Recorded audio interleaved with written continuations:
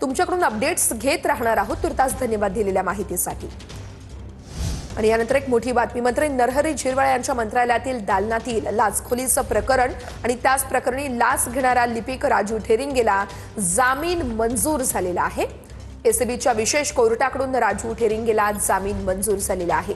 एकीकडे मंत्रालयातील आपण संपूर्ण या घटना बघितल्या, मंत्रालयामध्ये एसीबीचं पथक पोहोचलंय, त्या ठिकाणी तपास केला जातो। आणि दुसरीकडे मात्र जो लाच घेणारा लिपिक होता राजू ठेरिंगे याला मात्र जामीन मंजूर झालाय। कोर्टाकडून हा मंजूर करण्यात आलेला आहे जामीन। एसीबीच्या विशेष कोर्टाकडून या लिपिकाला अर्थातच राजू ठेरिंगेला जामीन मंजूर झालेला आहे।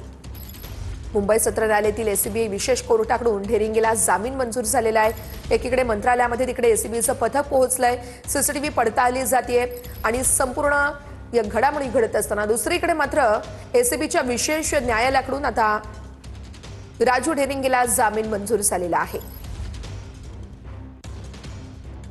मंत्रालयाच्या कंट्रोल रूममध्ये एसीबीचं पथक दाखल झाले। एसीबीच्या गुन्ह्यातील तक्रारदार हरिराम घांची यांच्यासहित एसीबीचं पथक मंत्रालयात पोहोचले। एकीकडे लाचखोरीच्या प्रकरणासंदर्भातील सगळे सीसीटीव्ही आहेत, त्या कॅमेऱ्यांची पडताळणी केली जाते आणि दुसरीकडे मात्र आता लाच घेणारा जो लिपिक होता राजू ठेरिंगे याला जामीन मिळालेला आहे। एसीबीच्या विशेष कोर्टाकडून हा जामीन मंजूर झालेला आहे। झिरवाळांच्या कार्यालयातील लाच घेतल्याचं हे प्रकरण